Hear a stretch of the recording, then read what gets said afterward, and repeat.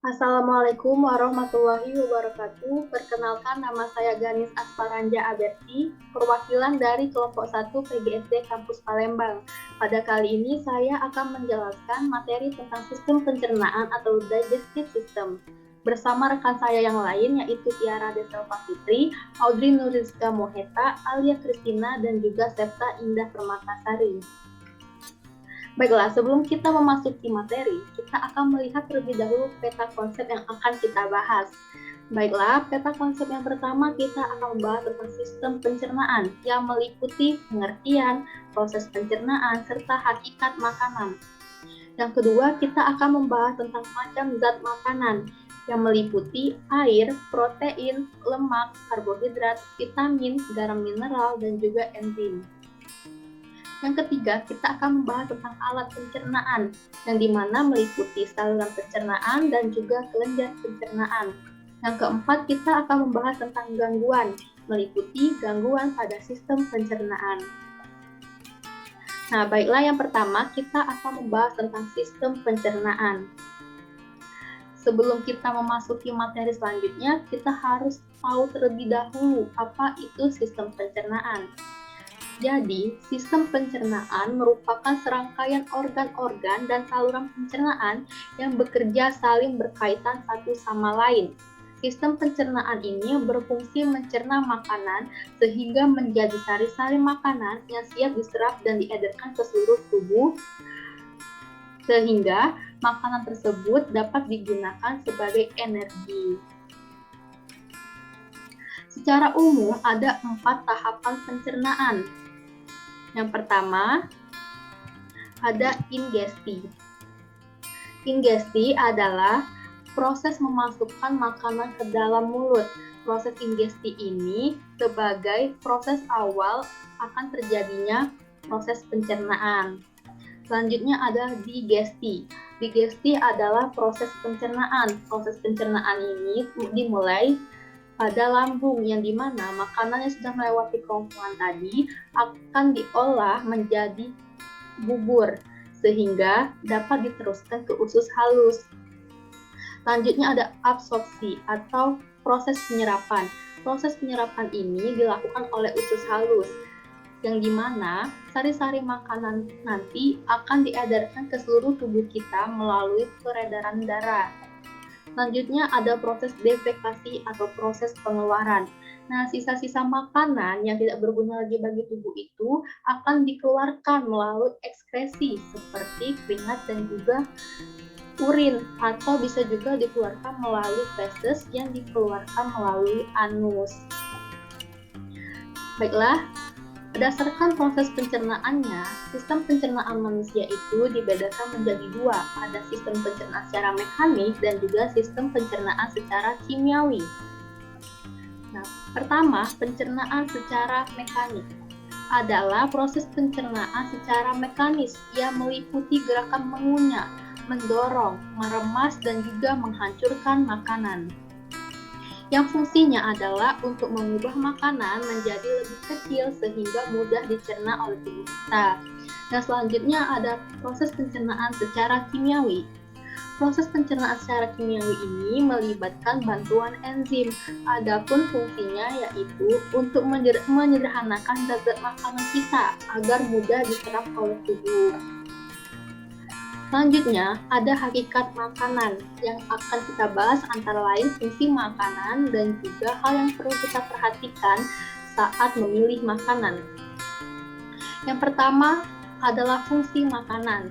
Makanan itu berfungsi sebagai menghasilkan energi, mengganti sel-sel tubuh yang rusak untuk pertumbuhan, dan juga sebagai zat pelindung dalam tubuh dengan cara menjaga keseimbangan cairan tubuh. Selanjutnya, karena makanan tersebut sangat penting bagi tubuh kita, maka kita harus memperhatikan betul makanan yang kita makan. Adapun hal yang harus kita perhatikan antara lain, 1. Makanan harus higienis dan tidak mengandung zat-zat racun. Bayangkan makanan yang kita makan itu mengandung racun, tentu sangat berbahaya bagi tubuh kita. Apalagi kalau keterusan, maka organ-organ tubuh kita akan rusak dan tidak dapat berfungsi sebagaimana mestinya. Yang kedua, makanan harus bergizi. Bergizi yang dimaksud adalah 4 sehat 5 sempurna yang meliputi karbohidrat, vitamin, protein, mineral, dan sebagainya. Contohnya adalah makanan pokok seperti nasi, lauk pauk, sayur mayur, vitamin, dan juga nutrisi tambahan. Selanjutnya, makanan yang dikonsumsi harus mudah dicerna oleh alat-alat pencernaan. Selanjutnya, cara memasak harus benar, dan yang terakhir, penyajian harus tepat dan juga baik. Nah, yang kedua kita akan membahas macam zat makanan. Seperti yang kita ketahui, tubuh kita memerlukan makanan yang bergizi, sehingga penting bagi kita untuk mengetahui zat-zat yang diperlukan oleh tubuh kita. Yang pertama ada air, garam mineral, protein, lemak, karbohidrat, vitamin, dan juga enzim pencernaan. Selanjutnya kita akan membahas satu persatu zat makanan ini. Baiklah, ada air. Air berfungsi untuk melarutkan zat-zat makanan yang menyangkut dan serta mengangkut zat-zat makanan dari jaringan yang satu ke jaringan yang lain, serta untuk mengangkut sisa metabolisme dari jaringan ke sistem ekskresi. Selanjutnya ada garam-garam mineral. Macam-macam garam mineral yang dibutuhkan tubuh kita ada zat kapur, fosfor, zat besi, fluor, natrium, klor, dan juga iodium. Selanjutnya ada protein. Protein adalah senyawa-senyawa organik kompleks yang tersusun atas unsur-unsur karbon, hidrogen, oksigen, nitrogen, dan beberapa jenis protein yang mengandung unsur sulfur dan juga fosfor lainnya.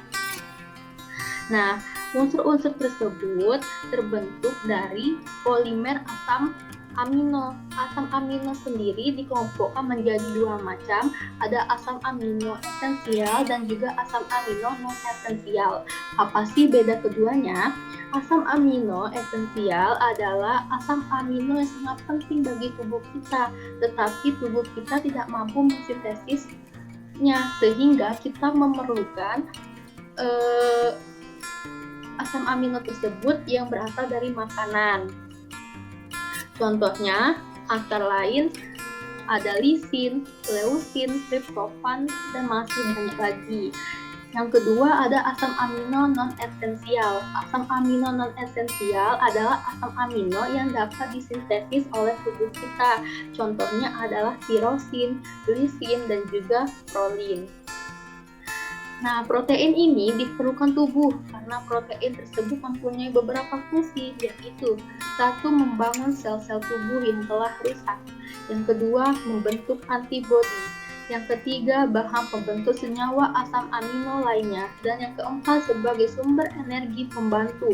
Karena di dalam 1 gram protein itu menghasilkan 4,1 kalori. Selanjutnya adalah kita akan membahas lemak.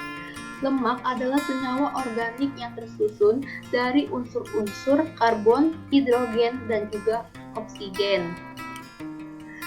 Nah, lemak itu merupakan senyawa yang tersusun dari asam lemak dan juga gliserol. Asam lemak dibedakan menjadi dua macam. Yang pertama ada asam lemak tidak jenuh dan juga asam lemak yang jenuh. Asam lemak tidak jenuh adalah asam lemak yang berbentuk cair dan yang sifatnya esensial atau tidak bisa diproduksi oleh tubuh kita. Selanjutnya ada asam lemak jenuh, bentuknya itu padat dan sifatnya itu non-esensial, yang artinya itu dapat disintesis sendiri oleh tubuh kita. Adapun fungsi lemak antara lain 1, penghasil kalori, karena 1 gram lemak menghasilkan 9,4 kalori. Yang kedua, pelarut vitamin A, D, E, K. Dan ketiga, pelindung alat-alat tubuh dan sebagai pelindung tubuh dari suhu yang rendah. Yang selanjutnya ada karbohidrat. Karbohidrat itu merupakan sumber energi utama kita. Unsur penyusun karbohidrat adalah karbon, hidrogen, dan juga oksigen. Macam-macam karbohidrat berdasarkan gugus penyusun gulanya ada 3. Yang pertama ada monosakarida. adalah karbohidrat yang tersusun dari satu molekul gula. Contohnya adalah glukosa, galaktosa, dan juga fruktosa. Yang kedua ada disakarida. Disakarida yaitu karbohidrat yang tersusun dari dua molekul gula. Contohnya adalah laktosa dan juga sukrosa.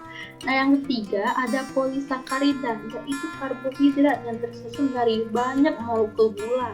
Contohnya ada amilum, selulosa, dan juga glikogen. Selanjutnya ada vitamin. Vitamin berperan dalam beberapa tahap reaksi metabolisme energi, pertumbuhan, dan pemeliharaan tubuh.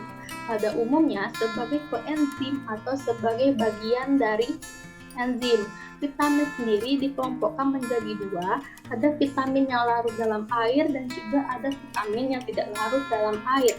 Vitamin yang larut dalam air itu contohnya adalah vitamin B dan vitamin C. Sedangkan vitamin yang tidak larut dalam air adalah vitamin A, D, E, dan K. Yang terakhir ada enzim pencernaan. Tubuh memproduksi berbagai macam enzim pencernaan untuk memecah nutrisi di dalam makanan yang kita konsumsi agar dapat diserap. Berbeda jenis nutrisi, berbeda juga pencernaannya. Berikut beberapa macam enzim pencernaan yang ada di tubuh kita. Yang pertama ada amilase, ada protase, ada lipase, ada maltase, ada laktase, dan juga ada sukrase. Baiklah, kita akan membahas tentang alat pencernaan. Alat-alat pencernaan itu memiliki tugas untuk mengubah makanan dari yang bentuk kasar menjadi bentuk yang halus sehingga mudah diserap oleh tubuh kita. Alat pencernaannya ada dua macam. Ada saluran pencernaan yang terdiri atas mulut, kerongkongan, lambung, usus halus, usus besar, dan berakhir di anus. Selanjutnya ada juga kelenjar pencernaan yang terdiri atas kelenjar ludah, pankreas, dan juga hati.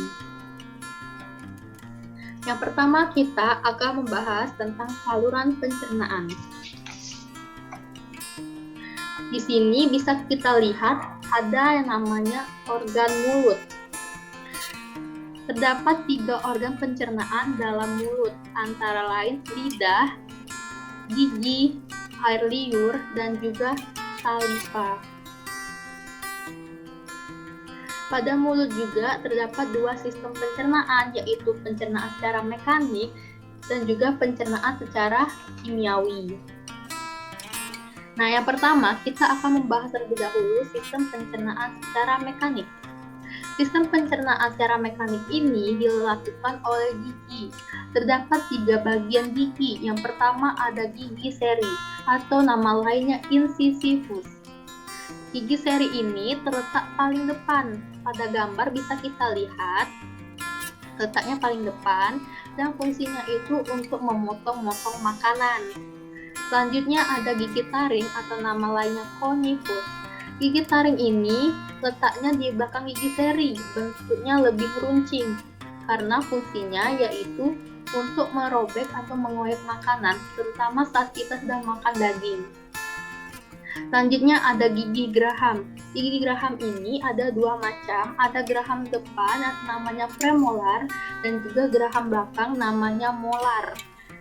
Pada gambar bisa kita lihat gigi geraham itu letaknya di belakang gigi taring. Fungsinya adalah untuk mengunyah dan juga menghaluskan makanan. Sistem pencernaan mekanik lainnya juga dilakukan oleh lidah. Terdapat 3 fungsi lidah. Yang pertama ada mengatur letak posisi makanan. Yang kedua ada membantu menelan makanan. Dan yang ketiga ada merasakan makanan. Pada gambar bisa kita lihat sudah ada bagian-bagian lidah serta bagian lidah yang peka terhadap rasa. Di ujung lidah ada peka terhadap manis, kemudian di belakangnya peka terhadap asam, di belakangnya lagi ada peka terhadap rasa asin, dan yang paling belakangnya lagi adalah peka terhadap rasa pahit. Selain itu, di lidah juga terdapat papila. Ini gambar papila yang pada panah ini. Nah, yang fungsinya yaitu peka terhadap rasa panas dan juga dingin makanan. Selanjutnya adalah sistem pencernaan kimiawi. Pencernaan kimiawi ini dibantu oleh enzim petialin. Enzim petialin ini dihasilkan dari air ludah kita atau saliva. Saliva sendiri terdapat dua jenis, ada yang bentuknya seperti air, fungsinya untuk melarutkan makanan, dan juga ada bentuknya berupa lendir, yang fungsinya itu untuk memudahkan penelanan. Nah, enzim petialin ini berfungsi untuk memecah karbohidrat atau amilum menjadi gula yang sederhana seperti maltosa, sukrosa, dan juga glukosa. Air ludah ini diproduksi dari 3 kelenjar ludah, yaitu kelenjar parotis. Kelenjar parotis ini terletak di bawah telinga kita. Fungsinya menghasilkan ludah yang berbentuk air. Selanjutnya ada kelenjar sublingualis. Kelenjar sublingualis ini terletak di bawah rahang, yang fungsinya menghasilkan getah yang mengandung air dan juga lendir. Selanjutnya ada kelenjar submandibularis, yang letaknya ada di bawah lidah. Fungsinya juga sama, yaitu untuk menghasilkan getah yang mengandung air dan juga lendir. Adapun pH ludah kita yaitu sekitar 6,5 sampai 7. Selanjutnya kita akan membahas tentang kerongkongan atau esofagus. Kerongkongan ini berfungsi untuk mendorong makanan menuju lambung melalui gerakan peristaltik. Terdapat katup epiglotis yang fungsinya menutup jalan pernapasan saat makan. Jadi pada gambar bisa kita lihat makanan yang sudah melewati rongga mulut akan masuk ke faring, yang dimana faring ini terdapat namanya katup epiglotis. Katup epiglotis ini berfungsi jalan pernapasan saat makan, sehingga saat menelan epiglotis tertutup, akibatnya kita tidak tersedak. Tadi sudah disebutkan bahwa terdapat yang namanya proses gerakan peristaltik. Apa itu gerakan peristaltik? Jadi, struktur esofagus kita atau kerongkongan kita itu bersifat fleksibel, sehingga memungkinkan makanan dengan berbagai ukuran itu bisa ditransformasikan dari mulut sampai ke lambung. Kerongkongan kita tersusun atas beberapa lapisan otot. Yang pertama ada adventitia. Apa itu adventitia? Yaitu lapisan terluar yang tersusun atas jaringan ikat. Adventitia ini dimulai dari awal kerongkongan kita sampai ujung kerongkongan yang berbatasan langsung dengan lambung. Selanjutnya ada dinding otot. Ada dua macam lapisan dinding otot. Yang pertama ada otot yang memanjang pada bagian luar. Selanjutnya ada otot yang melingkar pada bagian dalam. Yang ketiga ada submukosa, yaitu terdapat kelenjar. Yang fungsi kelenjar ini menghasilkan lendir sebagai pelumas yang memudahkan gerakan makanan. Yang keempat ada mukosa. Mukosa adalah lapisan paling dalam yang tersusun dari sel-sel epitel. Lalu dari mana gerakan peristaltik berasal?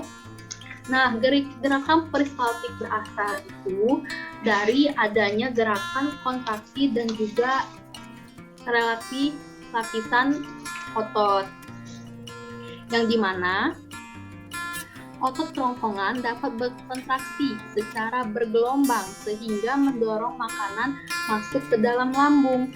Gerakan ini terjadi karena otot memanjang dan melingkari dinding kerongkongan mengkerut secara bergantian. Pada gambar bisa kita lihat otot dikuncupkan, yang berarti otot itu sedang berkontraksi. Ini adalah makanan kita, sehingga otot direnggangkan, di mana kalau otot direnggangkan berarti otot tersebut sedang berelaksasi. Gerakan ini terjadi secara bergelombang sampai makanan berakhir di lambung. Sehingga dapat kita simpulkan gerakan peristaltik adalah gerakan meremah dan mendorong makanan bergerak menuju lambung. Selanjutnya ada lambung. Lambung terdiri atas 3 bagian utama. Yang pertama ada bagian atas atau kardiak. Kardiak ini berdekatan dengan hati dan berhubungan langsung dengan kerongkongan. Yang bagian kedua adalah bagian tengah, yaitu fundus. Selanjutnya ada bagian bawah, yaitu pilorus. Pilorus ini berhubungan langsung dengan usus 12 jari. Pada lambung juga terdapat dinding lambung yang terdiri atas otot yang tersusun melingkar, memanjang dan menyerong, dan juga terdapat sel-sel kelenjar yang menghasilkan getah lambung dan juga hormon gastrin. Nah, getah lambung yang dimaksud ini mengandung yang namanya air lendir atau nama lainnya musin. Selanjutnya ada asam lambung, ada enzim renin, ada enzim pepsinogen. Getah lambung ini bersifat asam karena banyak mengandung asam lambung. Asam lambung ini berfungsi untuk membunuh kuman, penyakit atau bakteri yang masuk bersama makanan, dan juga fungsinya bisa mengaktifkan pepsinogen menjadi pepsin. Selanjutnya ada pepsin. Pepsin itu berfungsi memecah protein menjadi pepton atau proteosa. Selanjutnya ada enzim renin yang fungsinya untuk menggumpalkan protein susu atau kasein yang terdapat di dalam susu. Selanjutnya ada hormon gastrin. Hormon gastrin ini berfungsi untuk pengeluaran atau sekresi getah lambung. Nah, pada lambung ini terdapat 2 sistem pencernaan. Yang pertama ada sistem pencernaan mekanik yang dibantu oleh otot lambung. Tadi sudah dijelaskan bahwa dinding lambung itu terdiri dari otot-otot yang tersusun melingkar, memanjang, dan juga menyerong. Nah, otot-otot tersebut menyebabkan lambung itu berkontraksi sehingga makanan teraduk dengan baik dan bercampur merata dengan getah lambung. Nah, gerakan mengaduk ini dimulai dari kardiak sampai di daerah pilorus. Gerakan mengaduk ini terjadi secara terus-menerus baik pada saat lambung berisi makanan maupun pada saat lambung kosong. Jika lambung berisi makanan, maka gerak mengaduknya lebih giat dibandingkan saat lambung dalam keadaan kosong.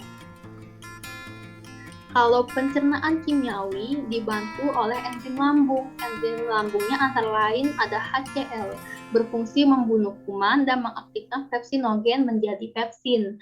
Ada renin, berfungsi mengendapkan kasein atau protein susu, dan juga pepsin, berfungsi membantu menguraikan protein menjadi pepton. Selanjutnya ada usus halus. Usus halus berfungsi terhadap proses penyerapan sari-sari makanan.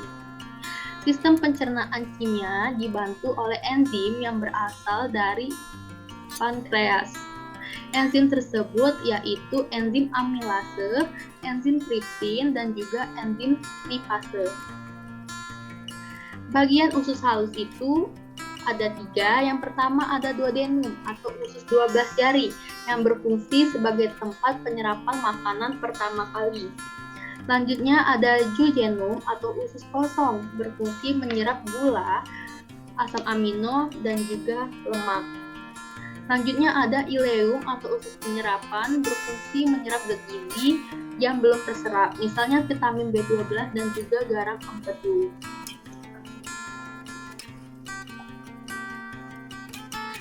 Lalu ada usus besar atau kolon, berfungsi mengatur kadar air, menyerap kelebihan air, tempat terjadinya pembusukan sisa makanan dengan bantuan bakteri Escherichia coli, dan juga sebagai pembentuk vitamin K.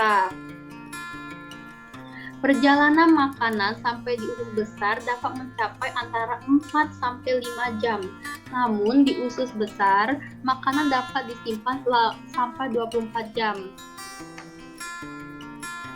Terdapat 3 bagian, yaitu ada usus besar bagian naik yang dimulai dari usus buntu atau appendix, atau nama lainnya adalah kolon ascendens. Kemudian ada usus besar bagian mendatar atau namanya kolon transversium, dan ada usus besar bagian menurun atau namanya kolon descendens. Terakhir adalah anus. Fungsinya sebagai tempat keluarnya feses dari tubuh. Pembuangan feses ini diatur oleh otot sphincter yang berfungsi mengatur pembukaan dan juga penutupan anus. Otot sphincter ini tersusun atas 2 otot, yaitu otot polos dan juga otot lurik. Jadi, proses defekasi atau proses pembuangan air besar itu dilakukan dengan sadar, yaitu dengan adanya kontraksi otot dinding perut yang diikuti dengan mengendurnya otot sphincter anus dan kontraksi kolon serta rektum. Akibatnya, feses dapat terdorong keluar anus. Selanjutnya, kita akan membahas tentang kelenjar pencernaan. Kelenjar pencernaan ini berperan untuk menghasilkan berbagai enzim pencernaan yang berguna membantu proses pencernaan makanan. Kelenjar pencernaan terdiri atas kelenjar saliva, pankreas, dan juga hati. Di sini sudah ada daftar enzim yang membantu proses pencernaan. Dimulai dari rongga mulut, ada ptyalin yang fungsinya memecah amilum menjadi maltosa. Kemudian di lambung ada HCl yang fungsinya mengaktifkan enzim dan membunuh kuman. Ada pepsin, memecah protein menjadi pepton. Ada renin, mengubah protein susu menjadi kasein. Ada lipase, memecah lemak menjadi asam lemak dan juga gliserol. Selanjutnya di pankreas ada amilase, memecah amilum atau karbohidrat menjadi glukosa. Ada tripsin, memecah lemak menjadi asam lemak dan juga gliserol. Selanjutnya ada peptidase, yaitu memecah ikatan peptida menjadi asam amino. Dan terakhir ada usus halus. Terdapat enzim erepsin, yaitu memecah ikatan protein menjadi asam amino. Ada enzim enterokinase, mengaktifkan tripsinogen menjadi tripsin. Dan ada lipase, memecah lemak menjadi asam lemak dan juga gliserol. Yang terakhir kita akan membahas tentang gangguan pencernaan. Ada apa saja sih gangguan sistem pencernaan kita? Yang pertama ada paroritis, ada serostomia, ada sembelit, ada peritonitis, ada appendicitis, dan juga ada diare. Paroritis adalah peradangan pada kelenjar parotis. Serostomia adalah keadaan di mana mulut kering yang tidak biasa atau terlalu sedikitnya produksi saliva. Ada sembelit, susah buang air besar atau buang air besar kurang dari 3 kali dalam seminggu.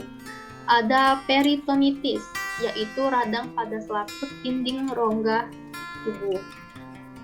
Kemudian ada appendicitis, yaitu radang pada usus buntu. Dan yang terakhir ada diare atau buang air besar yang encer dan lebih sering terjadi dari biasanya. Baiklah, sekian pembahasan materi dari kami. Kami ucapkan terima kasih dan mohon maaf apabila ada salah-salah kata. Saya ucapkan wassalamualaikum warahmatullahi wabarakatuh.